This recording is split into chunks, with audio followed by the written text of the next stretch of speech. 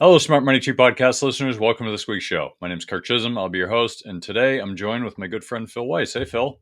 Hey, Kirk, how are you today? Doing great. Happy Friday. Absolutely. It's rained all week, but it's beautiful today, so I'm happy. It's great. Got back from a bike ride. Got to be outside again. You know, it was great. It was wonderful. Oh, It's very like last nice. weekend. My daughter graduated high school yesterday, and we had nice weather, fortunately for that, so it's good. Ah, congratulations. Now the big bucks start having to go out the door for college. I know. The little money is done. Now we're into the big bucks. That's correct. The college take their pound of flesh for teaching you whatever. I'm not going to get into that. I'll wait for Doug to get into that rant. Uh, well, in other news, at least we didn't get brought up in felony charges today, Phil. That's right. we're we're not pulling any punches today. I have to say, and I don't talk politics, but for those of you who are political, I'll just make this point. If the Democrats wanted Trump to win, the best thing they could have done was convict him on felony charges. I can't count how many people who said, I wasn't going to vote until this happened. um, Regardless of who it was, even if they did this to Biden or someone else, I will tell you that I feel like we're going into Banana Republic territory. Anytime that one political party convicts another political party who's running for office for a crime and the political party that's in power did it, that's like South American politics. That's Banana Republic kind of politics where if you don't like your opponent, you just convict them of a crime. I I I thought we were beyond this in this country, but apparently not. So if you're celebrating this, you're probably one of the people who's like, "Oh no, it'll never happen here." But they'll never come after those. There'll never be another Holocaust. There'll never be another whatever. Like all the things that happened in the past. If you think, "Oh no, that'll never happen," okay, don't worry, you'll be first. I mean, I won't keep going in this rant because I'm not that I didn't think this would happen, but I truly thought that we were better than this as a country. Beat them at the polls. If you can't beat them at the polls, then hey, throw them in jail. Whatever. Really, I'm speechless. But anyway, congratulations for Donald Trump for winning the presidential election in November because this is what did it. If you had to point to a point, this is it. To that point, he did get, like I read, the amount of donations that he got after that happened Yeah, was ridiculously high. So yeah. it I goes mean, right with what you're saying. yeah, it has nothing to do with politics. This is just like things that should and shouldn't be done. Um, but while we're talking about politicians, I will throw out a piece of news that actually it pivots away from people canceling their subscription to this podcast and into something else. But really, if you look at some news came out, so we've been talking about this for a few weeks, and I mentioned this a few weeks ago how I noticed that all of the negative talk around nuclear stopped. All the positive talk around wind and solar and all the other garbage technologies that are insufficient to meet our needs, um, all of that stopped. And I was like, this is interesting. Why has all the push? And for those of you who are just joining in for the first time, we're big on assessing the persuasion bubble. And if you don't know what that is, it's basically media having a uniformed talking point where everybody has the same talking point, no matter what news, no matter what media, wherever you get your news from, they all have the same talking points, which is interesting if you think about it, because that's not how reality works. If things weren't connected, everyone would be talking about all these different things, but they don't. They talk about the same thing because they all have the same talking points. Right, left doesn't matter. It's weird if you really actually study it like I do. Anyway, so I study that zeitgeist, if you will, of what's going on and what's being talked about because it's informative of how they want you to think. And once again, I'm going to get my tinfoil hat on because I'm talking about they. I use the word they, so let's put my tinfoil hat on so I can talk about they. They want you to talk about, okay? And so when you look at the media, when you watch a news show, and I haven't watched a news show in 20 years, so I assume they're still doing this. They bring on somebody for a point and somebody against a point because that's what gets people whipped up.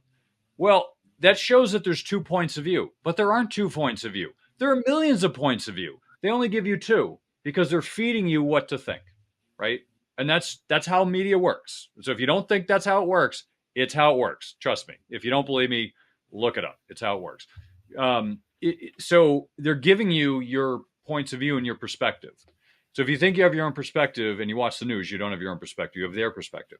So the way to think about it is to stand back from that and try to think, all right, what's going on here, and not get whipped up into a frenzy, but try to disconnect yourself from the emotion that they're trying to derive from you. Because if they get you emotional, you'll keep watching. It doesn't have to be a big conspiracy. And I have this on because people immediately think it's a cabal, a conspiracy. It doesn't have to be. It could be just this is how your brain works. If they whip up your fear emotion, then you're going to freak out and you're like, I got to watch TV. I got to know what's happening next. Nothing's happening next. But the fact is, you're watching them, you're freaking out, and you need to follow them. That's what they want. They want the eyeballs. So that's why I don't watch the media, because there's nothing positive that comes out of it. Now, getting back to my point. So a few weeks ago, I said, I've noticed all the green stuff has stopped. Like I wasn't hearing anything. It was weird. No ESG garbage. None of the, electric cars were starting to get, let's say the sentiment was changing. I'm not really sure how to describe it, but the sentiment was changing. I noticed it changing. It wasn't directional.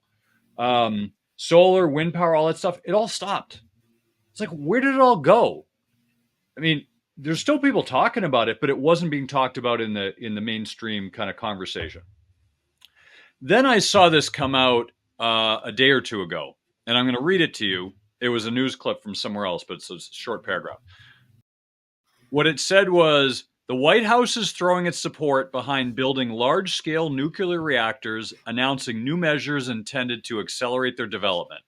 The last commercial-scale nuclear reactor built in the U.S. Southern companies, or SO is the company. I can't even describe this Voight project, was more than $16 billion over budget and 7 years behind schedule. The Biden administration said nuclear energy is needed to meet climate and clean power goals, but a dozen reactors have closed since 2013, losing out against cheaper power of natural gas and renewable energy sources. Was what I did a guess, or was I actually paying attention to what was going on? And you wonder how, if you want to actually figure out what's going on, all you have to do is just follow the zeitgeist and figure out what people are saying and what they're not saying. The reason I thought that was interesting is we've been talking about nuclear, and nuclear has the negative talk has stopped a month or maybe 2 months ago. And I started to notice some people positively talking about it when they never talked about it at all.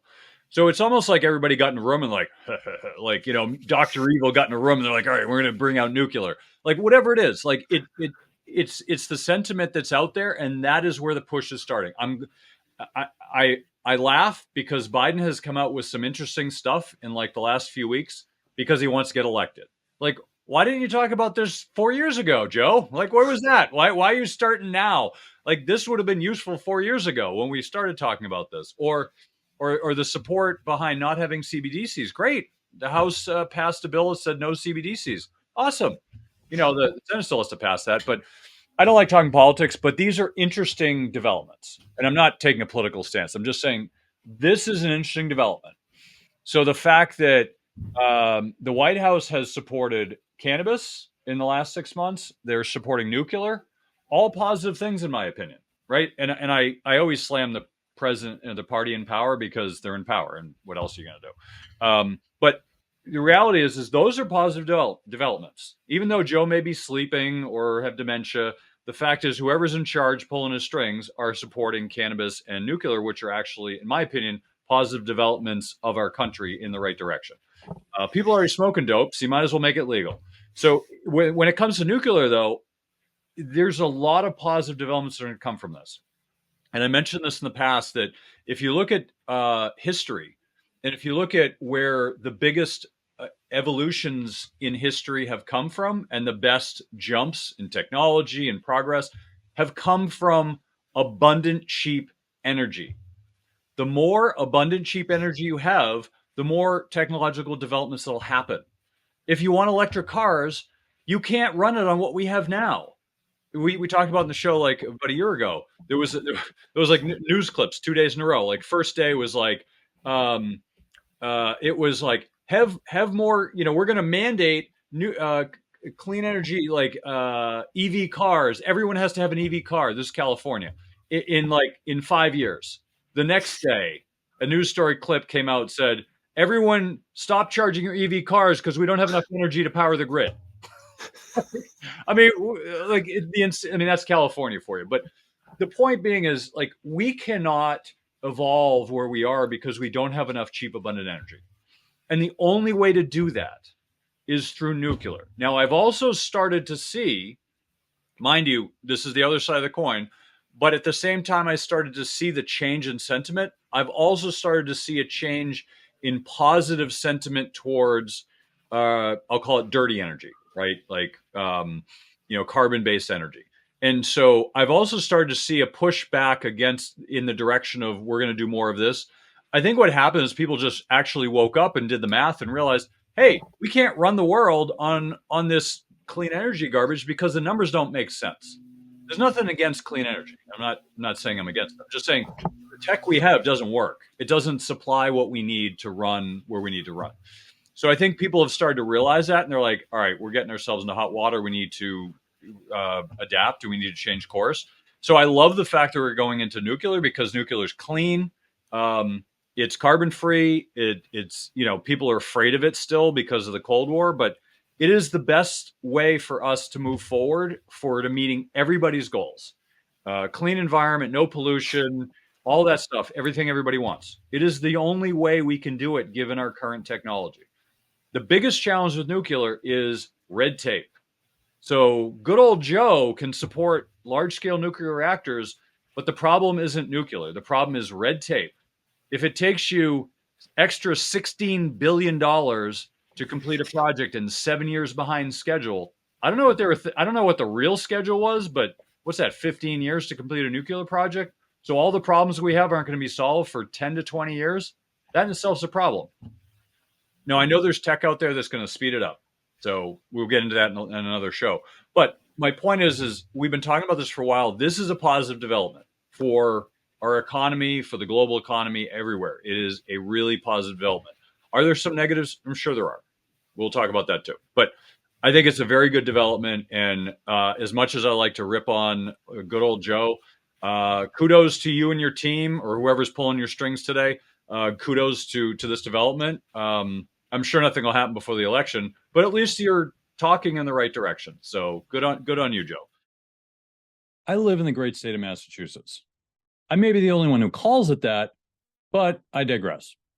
The great state of Massachusetts has a commercial funded by the state that says you can't win the lottery if you don't play.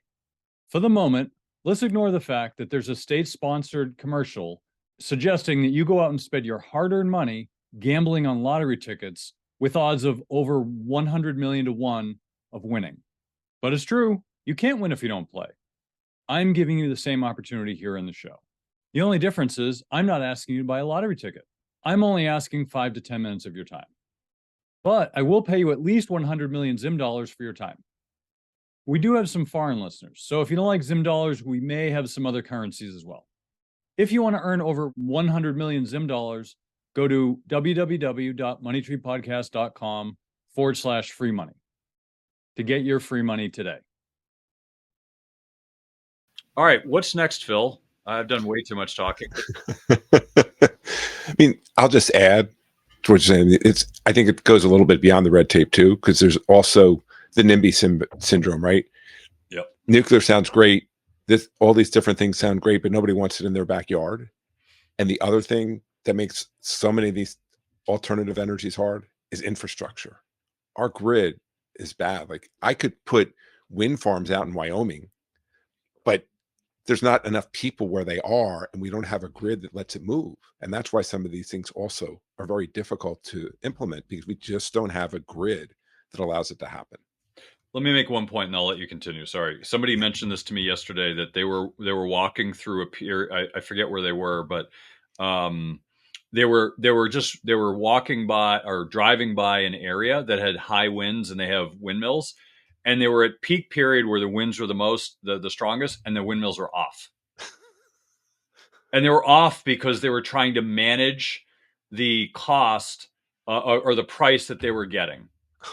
It had nothing to do with generate energy. It had to do with the political meandering of the system and bullshit that goes on. It's garbage. This is why I hate the clean energy movement, because it's not about providing clean energy. It's about politics and all this other crap. Like, they should be on all the time, but it's not. Anyway, go ahead, Phil. All right. Get off my So I am going to take us to something different, um, and not recommending or for or against the stock, but Nvidia, they came out with earnings and the stock went up again. But if you look at it, it's crazy about how big this company has become in the last year plus. I mean, its market cap is approaching $3 billion. And I was reading an article this week, and think about what that is. I could take McDonald's, Pepsi, Salesforce, Coca-Cola, AMD, Bank of America, J&J, Costco, and Procter and Gamble. Add the market cap of all those companies up together, it's less than Nvidia. If we want to get into other members of uh, the set the seven, Magnificent the Seven. magnificent seven.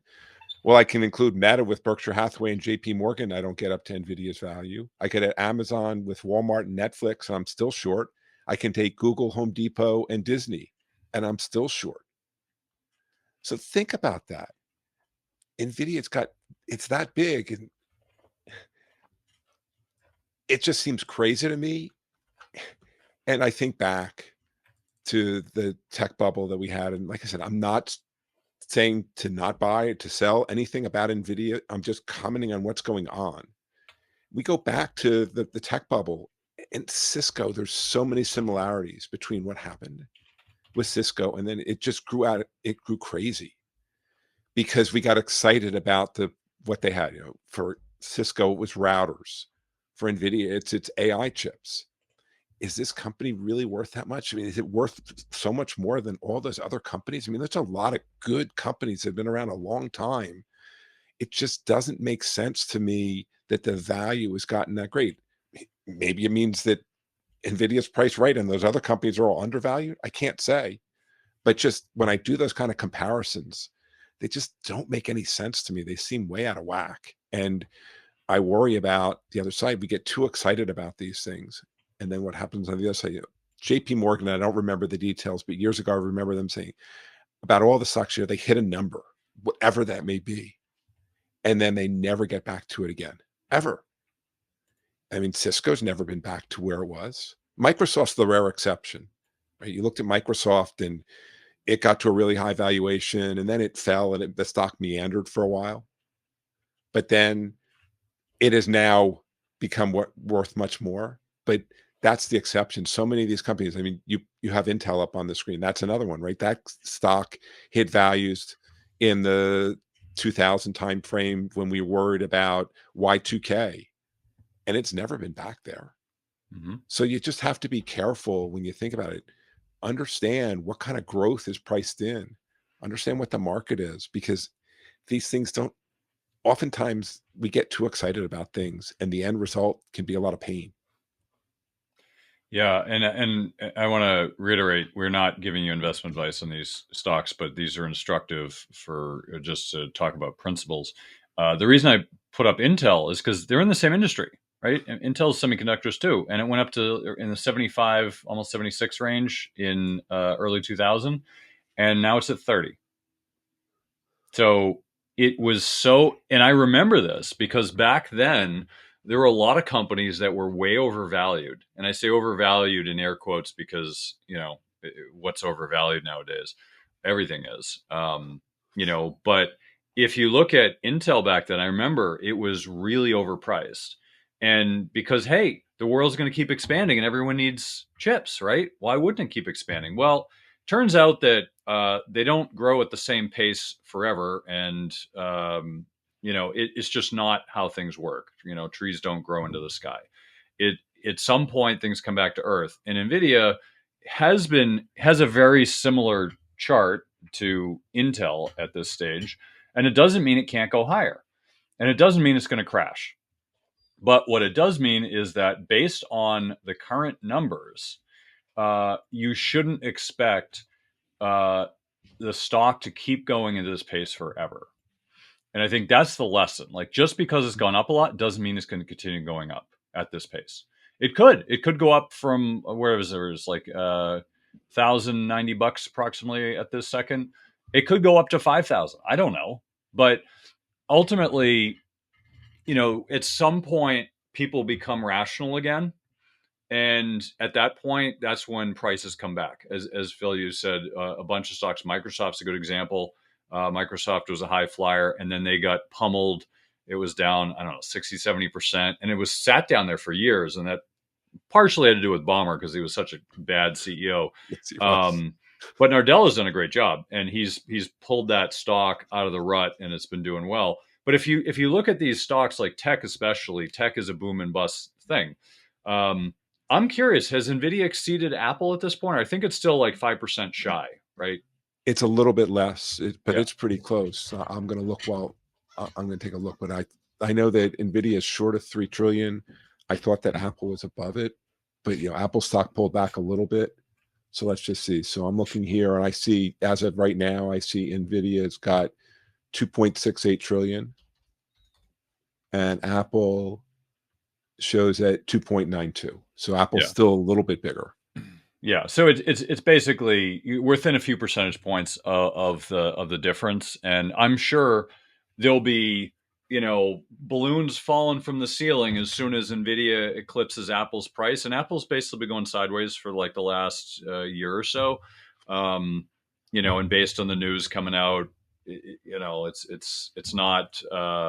There's they just said, oh, by the way, we're giving up on our Titan project and this isn't working, and now they're going to go into AI. Like, okay, well, that's fine, but it may take you a few years. So it hasn't kind of continued to grow stock price wise. But if you look at these other things, like that's really expensive. Like Nvidia, like is Nvidia going to take over the world? Is that the only company? I think a large part, if I'm speculating here, a large part of the growth of Nvidia has to do with the fact there are so very few AI stocks to invest in. Also, the fact that it's gone up so much means that more people are buying because it's going up. Imagine if we didn't have cryptocurrency to invest in, Phil. This stock would be like 10 times higher.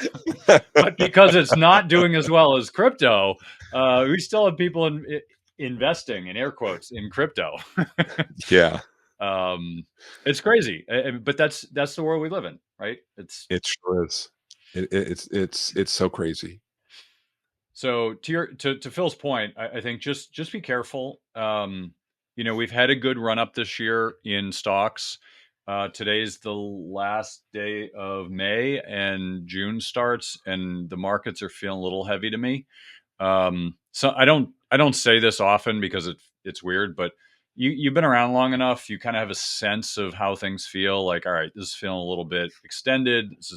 The sell off's a little bad. Like, it feels like it's a little too extended.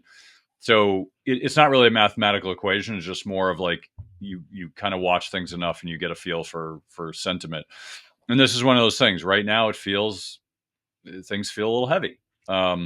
But there's been a weird underpinning of the markets for the last 9 months. We're pretty much things have gone up. There hasn't really been a logical reason for it, but everything's going up. But most of the market gains have been in a handful. I think like 30% of the stocks are positive. Most of the stocks have actually not been doing great this year. I looked at a few yesterday, and I was surprised at some of the big names just haven't done as well as you would have thought. But when you have a handful of stocks leading the way, that they push the index up, when you have 30% of the index leading that charge higher. I mean, what's up? What's Nvidia up this year? Like 100% or something crazy?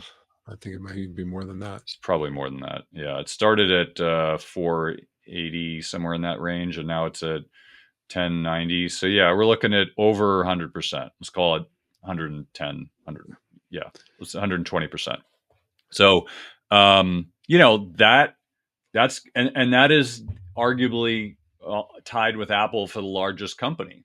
So there's a large percentage of the index that are in both of those stocks, and Apple's gone sideways, so that hasn't really moved the needle. But Nvidia going up 100%, let's say it's 10% of the index, that's 10% right there.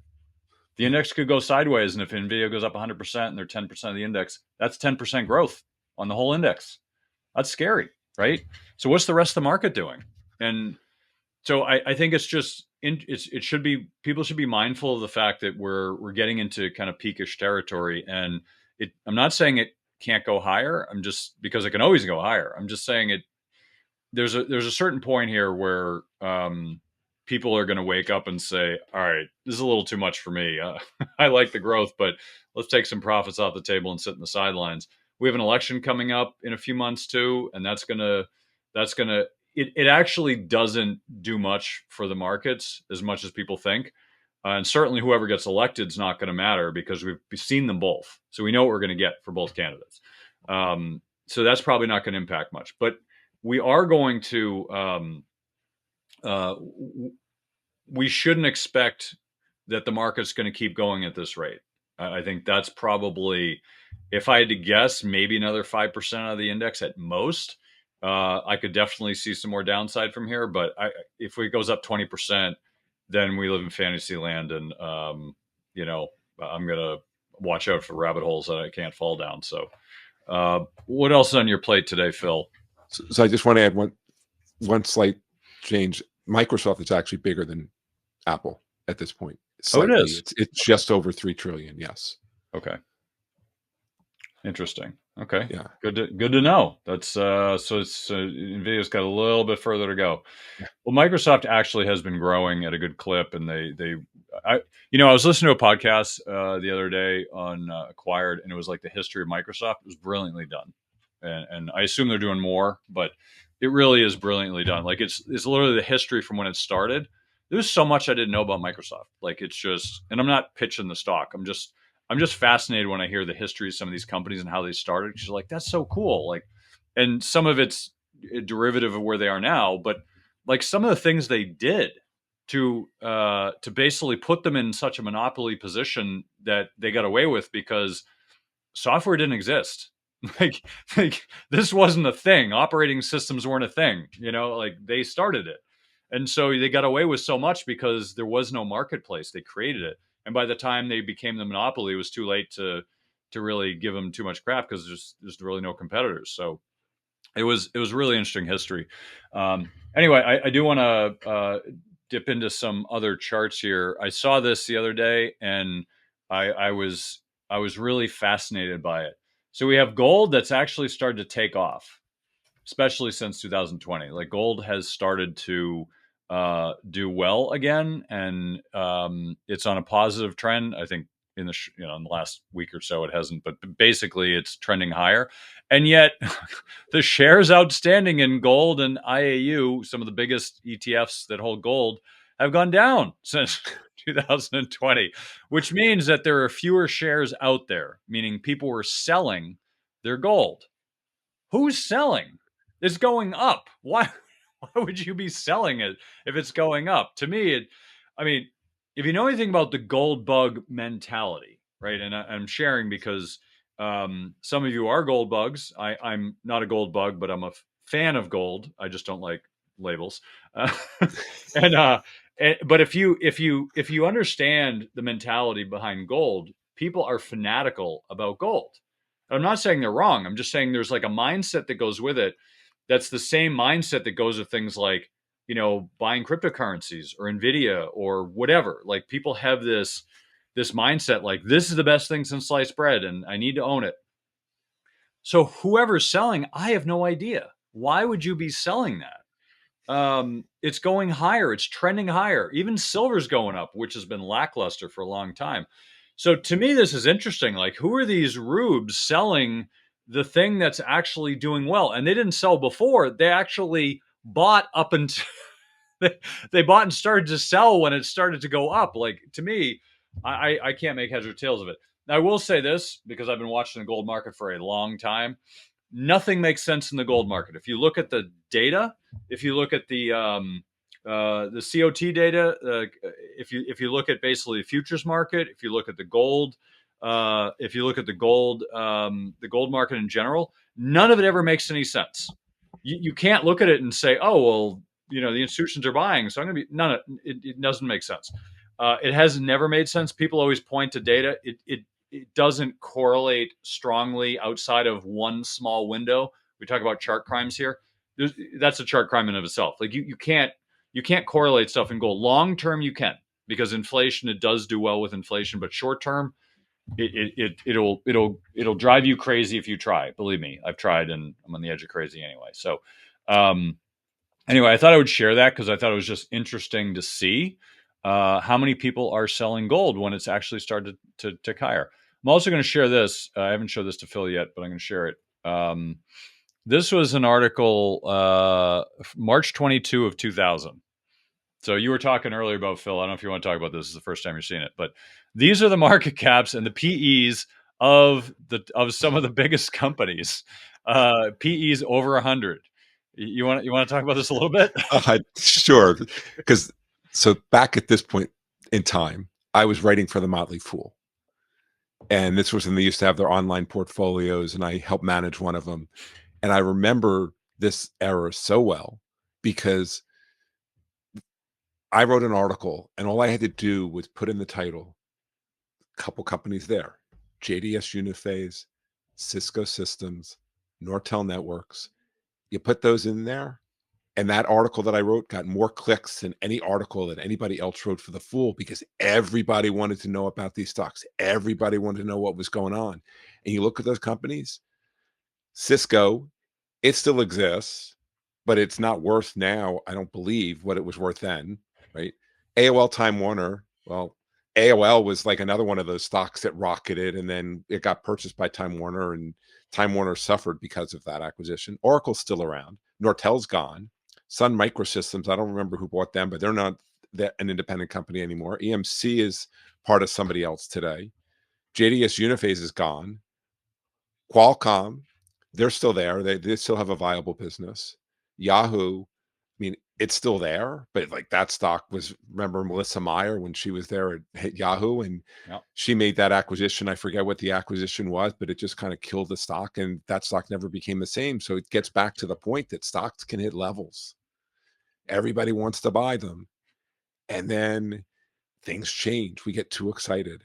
It's like Cisco. I remember one of the things that they did, like to boost their sales, they sold to customers and they lent them the money to make the purchase. And then the customers couldn't do what they wanted to do. And then Cisco didn't get paid. Is And I that what remember Nvidia's doing?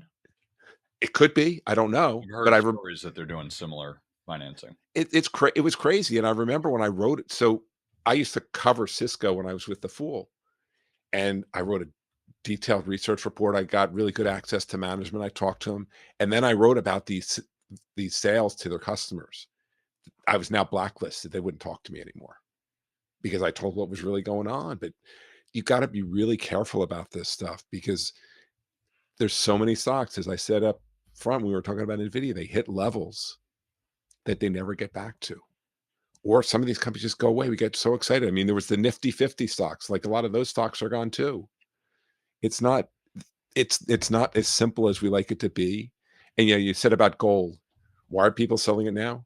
I'll tell you one reason. There's a psychological reason. It's easier to sell something at a gain than it is to take a loss. We'd rather buy that stock and it loses money, and we don't want to sell it because we don't recognize that loss, because our behavior gets in the way, right? That means we have to admit that we made a mistake. It's easier sometimes to just sell a stock and take a gain than it is, because now we say, hey, I sold it at a gain. I was right. I made a good call. But if we sell a stock at a loss, we have to admit we're wrong, and we hate to do that. So that could be part of the reason that that's happening with gold right now. I don't know, because I'm not a gold bug either, but I know that those kind of things happen. Yeah, being a gold fan, I can tell you that gold bugs never sell; they just buy. So I don't think it's the gold bugs that are selling. I agree with your sentiment. The emotion part we talk about in the show a lot, and that's is very true. We don't like being wrong. Our ego won't allow it, and this actually applies to everything. It's not just investing. That's just how our brains work. But I did want to point out. I pulled up Cisco's chart, and the high was right around 82. Right now it's trading at 46, 25 years later. Um, And it didn't split that I recall. yeah, I don't think it needed to. Yeah, I mean, I think afterwards, 2020, sorry, 2002 went to a low of 8 from 82, and then it's slowly crept up. But look, I mean, this I like this clip because if you look at the PEs of 99, 148, 217, 152, 105, 119, 115, 668, 166, 623. And at that time, the S&P was around 28.6 Yeah. PE. And look at those growth rate, those estimated growth rates. I Mhm. remember reading a paper talking about the number of companies that can sustain 10 to 15% growth rates. It's a really small number. And we put these big, huge growth rates on these companies, and then we assume that they're going to stay there. But there's also the law of large numbers, right? Mhm. Like you've got what's that 55% growth for Yahoo, you've got 44% growth for JDSU. And if you think about it, like law of large numbers, you can't keep growing. To go from 100 at a 20% growth rate takes you to 120. But now, if you want to grow to another 20%, now you got to get to 144, and it just keeps going up and up. And it gets really hard to sustain those growth rates. But sometimes we see it, we get so excited, and we just take those growth rates and we extrapolate them years out into the future. And that's just a really dangerous thing to do when you're investing. Yeah, I couldn't agree more. I mean, the estimated growth rates the S&P back then was 12 and a half. That's certainly a lot higher than probably what's normal. But anyway, getting back to reality. So I think the takeaway here that we could go down this road and really beat this horse to death with tech, but I think the takeaway here is understanding perspective. What is the perspective that you have compared to history? Because if you just started investing today, you're going to struggle because you're like, oh, it's always like this because that's all you've ever seen. That's your only perspective. But if you look back, and certainly there's recordings and other times in history where you can listen to people, we just showed a clip of a newsletter. Like you can go back and find these things, read newspapers back from 99 and 2000, see what people were saying, then go read 2002 and see what they're saying then. Like go back and understand like the sentiment that's going on at the time because you'll better understand what you're dealing with. What we're seeing now is kind of a bubble, but kind of not. Like people aren't generally afraid of the financial system, but in some ways they are, right? Like the banks themselves aren't unstable, but you also have access to a lot of cheap credit from the Fed. Then you have private credit, which is a big asset class now. We just interviewed somebody about that, but tons of money are chasing private credit now.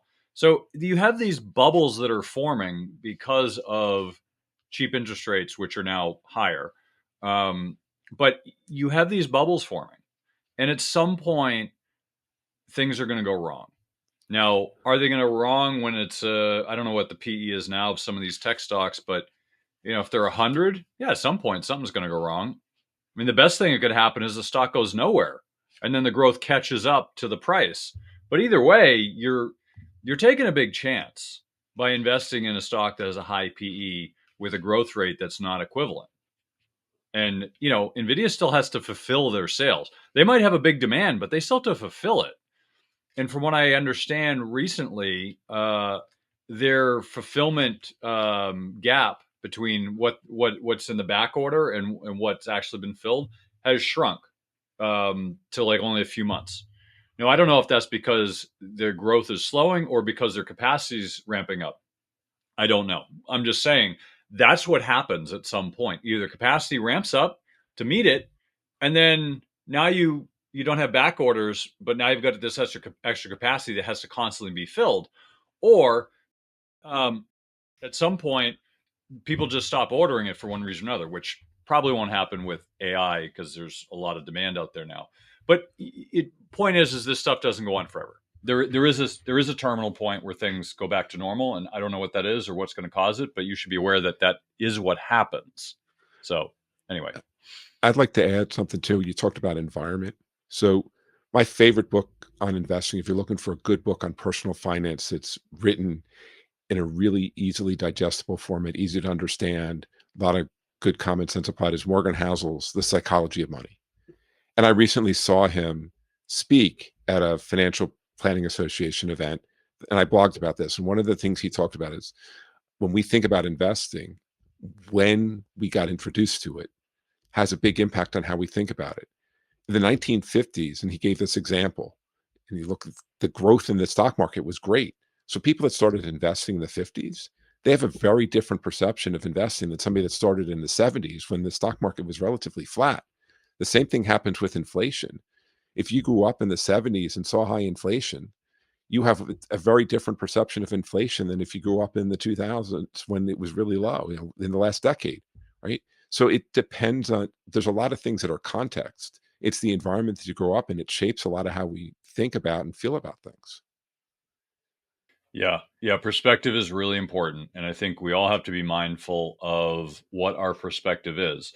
It's not like a good or bad thing. It's just more of a mindfulness thing, right? Yep. Because we don't know the truth. We don't know what the future is. So we just have to be mindful of how we're thinking about it. If you're emotionally engaged in a stock, it's probably a bad thing. If you're like, "Oh, I can't wait to go home and buy some more Nvidia or buy some crypto," you're getting you're emotionally involved, and that's going to cause you to not make intelligent decisions. So if I invest in a crypto and it goes up 100%, most people are like, yeah, I can't wait to go buy more. I'm saying I want to sell half of my position so I have no risk.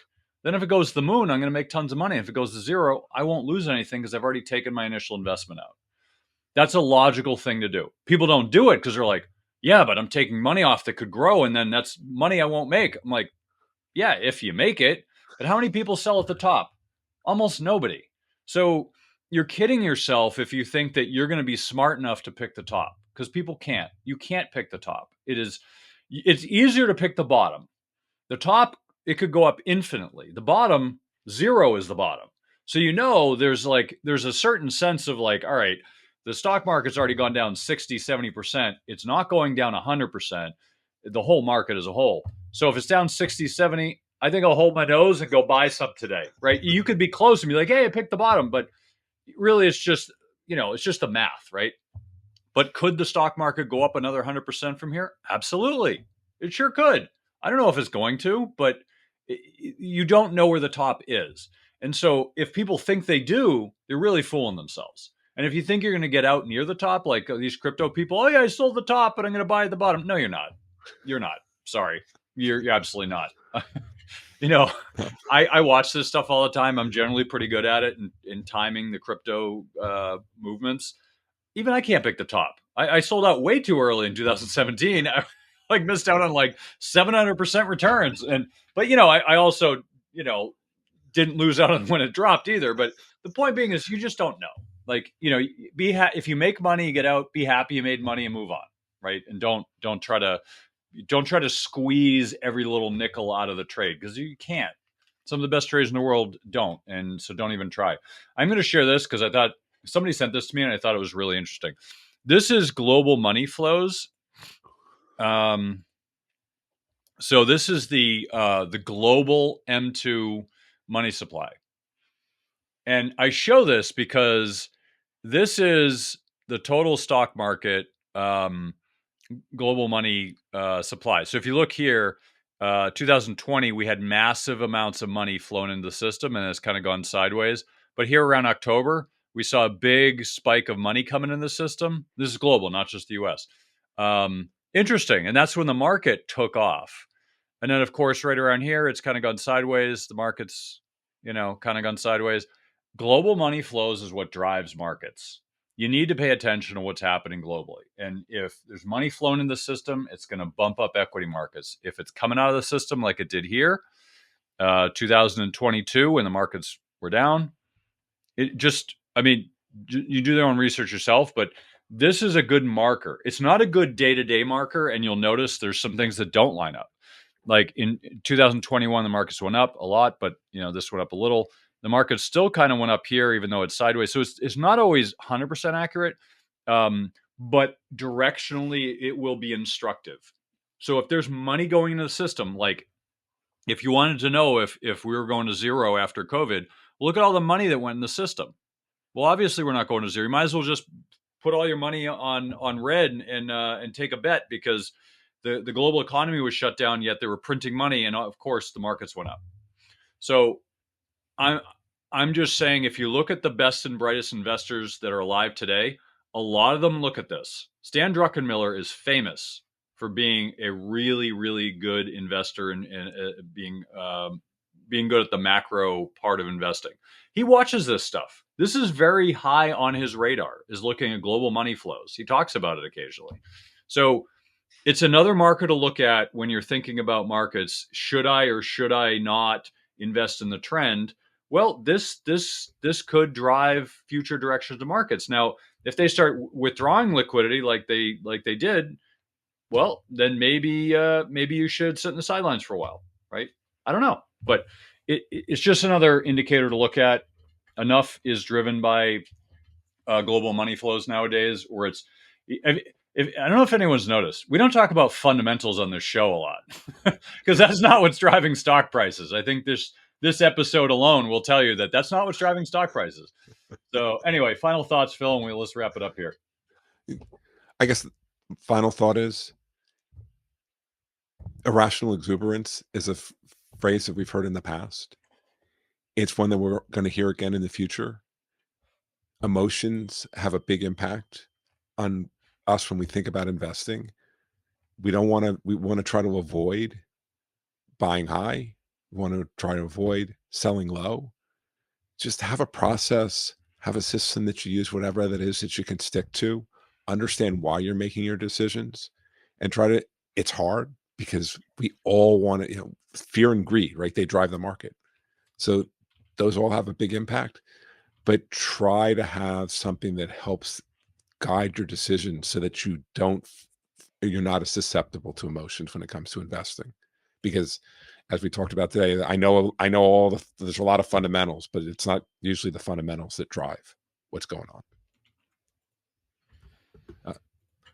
As for me, I know that experiencing big life transitions can be stressful, and my job is to help empower women facing new beginnings with the financial knowledge and tools they need to make self-assured decisions. My firm, Surprise Wealth Management. We'd love to get to know you. If you'd like to learn more about us, you can download our free ebook, How to Flourish Through Life's Big Changes, at apprisewealth.com/ebook. And you can also sign up for our blog. Thanks for having me on today, Kirk. Enjoyed the conversation. Thanks, Phil. And before we wrap it up, I had to.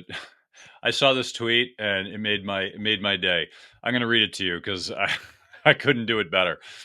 America is a country whose children score low in math and science, but off the charts in self-esteem. A study of 8 developed countries found that the U.S. students were dead last in math skills, but number 1 in confidence in math skills, even though they suck at it. Yes, we're number 1 in thinking we're number 1.